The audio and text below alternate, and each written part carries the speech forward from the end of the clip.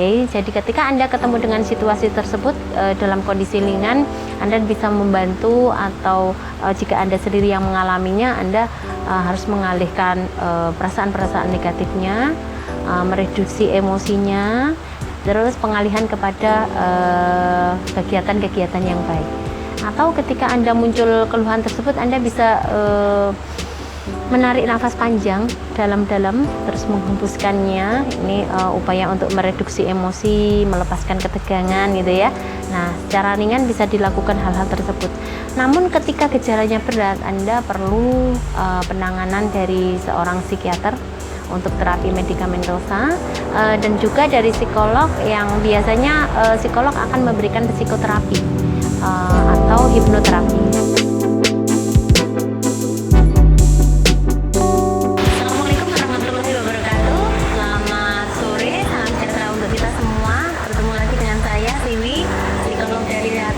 Jiwa dan Nafsa Tirtojiwo dari Purworejo, Jawa Tengah, Indonesia. Sore ini kita ketemu lagi di sini untuk kita bersama-sama membahas tentang gangguan mental yang bernama psikosomatis. Oke, jangan lupa tonton terus tayangan kita sampai selesai. Jangan lupa like, share, dan subscribe video-video kami ya. Jadi hari ini kita akan membicarakan tentang psikosomatis. Jadi psikosomatis ini adalah gangguan yang muncul atau perasaan terkait dengan keluhan-keluhan fisik yang sebetulnya secara pemeriksaan medis itu tidak ada gangguan atau kelainannya ya. Berbeda dengan sakit fisik, misalnya ada nyeri karena luka atau ada infeksi. Psikosomatis ini cenderung kelainan yang sangat berkaitan dengan kondisi mental atau psikis ya. Jadi yang paling mudah untuk mendetek adanya ini keluhan psikosomatis atau gangguan yang memang benar-benar fisik adalah, selain muncul dia merasakan gejala pada psikosomatis ini, orang akan didahului oleh kondisi psikis seperti kecemasan, tertekan, ataupun juga perasaan-perasaan yang terkait dengan psikisnya ya. Jadi gambaran lain dari psikosomatis ini adalah orang cenderung akan merasa sangat terganggu dengan keluhan yang ringan. Jadi misalnya dia akan merasa sangat cemas terhadap keluhannya yang berdebar-debar, atau perasaan perih di permukaan kulitnya gitu ya. Jadi psikosomatis ini akan didahului dengan perasaan atau gangguan psikis ya. Jadi berbeda dengan gangguan fisik yang memang dia secara fisikal dia ada gangguan ketika diperiksa medis ada. Gangguan psikosomatis ini ketika diperiksa oleh medis, dicari penyebabnya atau dicari gejalanya, simptomnya untuk penegakan diagnosanya, biasanya tidak akan ketemu. Jadi dari yang dia rasakan dari gejala dan kumpulan gejala yang ada yang didetek, biasanya tidak ada benang merahnya ya. Jadi benar psikosomatis ini bisa terjadi di kehidupan nyata, jadi secara ringan bisa saja terjadi di antara kita yang sehat-sehat ini ya. Jadi pada kondisi yang berat, psikosomatis juga perlu penanganan dan rehabilitasi. Seperti di Tirtojiwo ini ada satu pasien kita yang memang ini dengan gangguan psikosomatis ya. Jadi setelah ini kita akan membahas psikosomatis yang mungkin bisa menyerang kita, tapi ini kita akan ngobrol dengan ngobrol dengan yang ini memang dalam fase terapi atau rehabilitasi. Yang dirasakan apa? Perutnya sampai sekali gimana? Nanti tak ajarin untuk tarik nafas. Nggak bisa, oke ya. Jadi seperti itu tadi. Dia merasakan nyeri perutnya itu sakit sekali. Padahal ketika ada diperiksa di medis untuk pemeriksaan kondisi organ dalamnya atau di titik yang dia keluhkan di area apa namanya di atas sini di lambung, itu dokter tidak menemukan kelainan apapun ya. Jadi pasien ini dia akan merasa terpusat sekali kepada keluhannya. Jadi dia merasa bahwa sakitnya ini selalu ada dan mengancam jiwanya ya. Jadi dia selalu cemas, selalu mengeluh, dan dia ingin orang lain itu memperhatikan dia bahwa dia sedang sakit gitu ya. Jadi kalau di dalam kehidupan kita sehari-hari, orang normal, orang yang bisa melakukan kegiatan sehari-hari bisa kan terserang psikosomatis, bisa ya. Jadi dalam kondisi kita tertekan, kondisi kita sedang mengalami depresi atau pikiran yang banyak, itu mungkin saja kita bisa terserang psikosomatis. Yang sederhana ketika misalnya Anda menghadapi ujian, ketika sudah 15 menit mendekati jam ujian, justru Anda ingin belakang, saya mules, saya ingin kencing bolak-balik ya. Jadi saya sakit ini, sakit perutnya, itu bisa dikatakan itu gangguan psikosomatis, gangguan fisik yang dia didahului oleh kondisi psikis. Nah, seperti saya ceritakan kasus yang tadi adalah kondisi psikisnya adalah karena dia stres, tertekan dengan dia akan mengikuti ujian ya, mungkin saja belum siap, atau mungkin saja dia merasa kemampuannya tidak akan mencukupi untuk menghadapi ujian tersebut ya. Ini yang sering terjadi ya, yang secara bagaimana kita meminta pertolongan ketika kita mengalami kondisi tersebut ya. Kondisi yang tidak permanen, artinya ketika dia hanya ketemu situasi saja, mungkin bisa dikatakan tidak perlu penanganan, tetapi kita hanya perlu mengembangkan diri kita, melatih diri kita untuk mereduksi emosi, atau kita belajar untuk berkompensasi terhadap hal lain, pengalihan ya, terhadap rasa kecemasan kita ya. Jadi ketika Anda memiliki kecenderungan, saya ketika ketemu hal yang besar, ketemu hal yang menimbulkan stres, saya ada nyeri perut, saya ingin ke belakang, saya ingin ke toilet berkali-kali untuk buang air kecil, Anda bisa mengelola emosi Anda dulu, mengelola emosi Anda, setelah itu mengalihkan ke hal-hal yang positif, sehingga Anda tidak terpusat kepada hal-hal tersebut yang membuat Anda cemas. Karena intinya di sini psikosomatis muncul ketika Anda mengalami kondisi yang tertekan. Nah, kapan kita perlu pertolongan psikiater, pertolongan psikolog, itu ketika kondisi ini sudah sangat mengganggu. Jadi ketika rentang dari keluhan itu pendek-pendek dan Anda tidak mampu lagi mengelola kecemasan Anda terhadap rasa sakit, terhadap keluhan-keluhan yang Anda harus segera konsultasi dengan psikiater ya. Jadi biasanya psikiater akan memberikan obat-obat yang menangani masalah kecemasan Anda, stres Anda, sehingga kedepannya diharapkan kondisi ini akan membantu menghilangkan dari munculnya gangguan psikosomatis ya. Kalau dari sisi psikologis, ketika Anda mengalami gangguan psikosomatis sedang atau Anda dalam pengobatan dengan psikiater, Anda bisa menghubungi psikolog. Psikolog akan membantu Anda untuk psikoterapi ya. Jadi di sini terapi kognitif diberikan sebagai gambaran saja. Terapi kognitif ini diberikan untuk kita bersama-sama mengkaji, mengenali gangguan yang Anda alami, dan juga mengarahkan pola pikir Anda sehingga Anda tidak terlalu cemas dengan kondisinya ya. Jadi misalnya secara sederhana mungkin Anda akan diarahkan untuk tidak terlalu mencemaskan gangguan-gangguan ringan. Anda akan diajari oleh psikolog untuk mengelola perasaan-perasaan kecemasan Anda, tertekan Anda ya.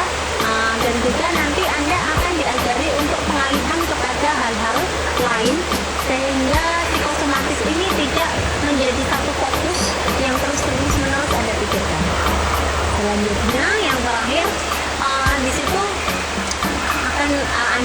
diajari untuk memilih hal-hal yang positif, atau untuk melihat satu kondisi-kondisi yang nyata dari kelainan-kelainan yang memang sebenarnya bisa muncul, yang nanti Anda bisa meresapi bahwa itu berbeda dengan apa yang Anda rasakan.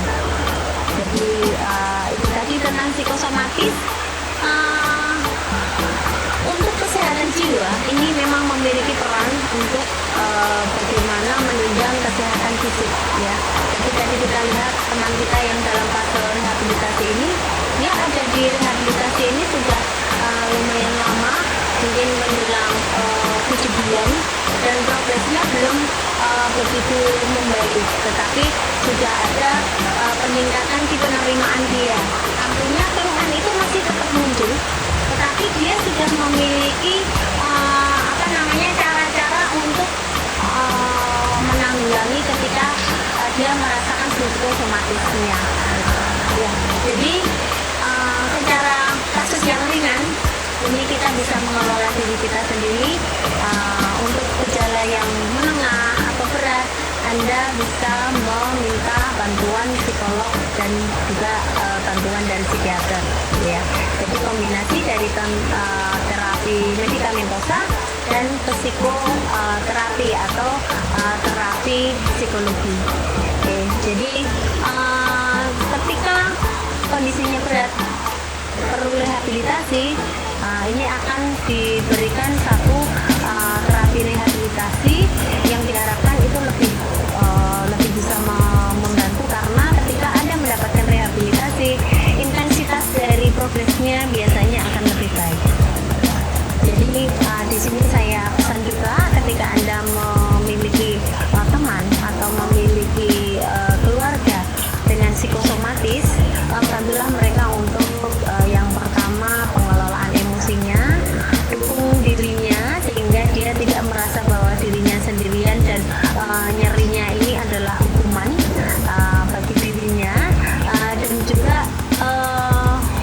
menyadarkan bahwa kondisi itu bisa hilang ketika dia bisa beralih ke hal-hal yang positif.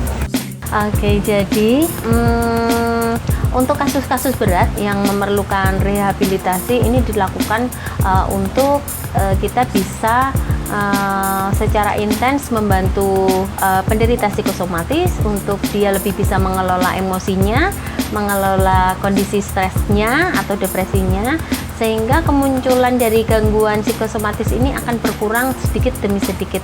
Ini akan dibantu oleh terapi pokok dari medikamentosa atau obat-obat yang diberikan psikiater, ya. Nah, dari sisi rehabilitasi kita akan memberikan pemahaman kepada orang-orang tersebut bahwa dia tidak dalam kondisi yang bahaya. Yang kedua, dia dibantu untuk mengalihkan perasaan-perasaan negatifnya, sehingga tidak muncul gejala tersebut, gejala-gejala psikosomatisnya. Terus selanjutnya akan dibantu untuk menemukan hobinya. Hobinya ini penting sekali untuk orang-orang tersebut bisa melaksanakan kegiatan yang beralih dari kondisi negatifnya menjadi kondisi-kondisi yang berpotensi lebih baik. Oke.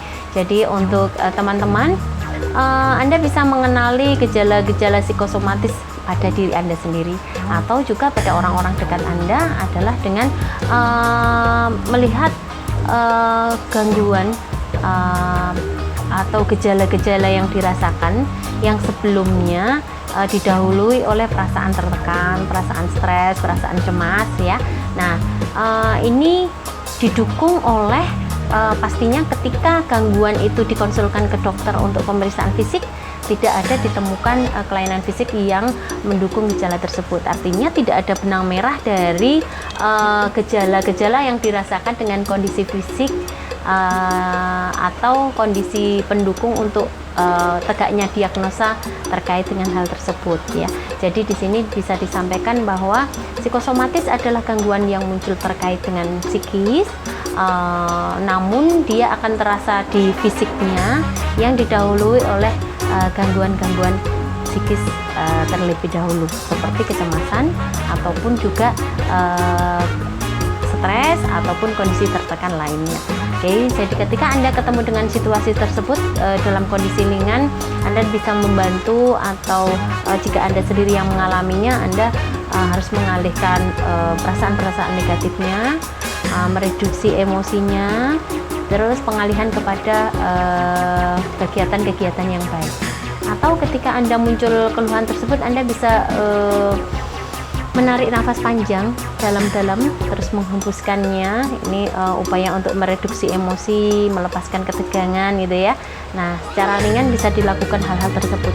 Namun ketika gejalanya berat, Anda perlu penanganan dari seorang psikiater untuk terapi medikamentosa, dan juga dari psikolog, yang biasanya psikolog akan memberikan psikoterapi atau hipnoterapi. Psikoterapi ini dilakukan untuk meluruskan kemampuan berpikir, mengenali masalah yang ada, keluhan yang ada, dan cara-cara yang bisa dipilih untuk penderita bisa mengenali bahwa kondisi ini kondisi yang terkait dengan psikisnya, bukan kondisi fisik.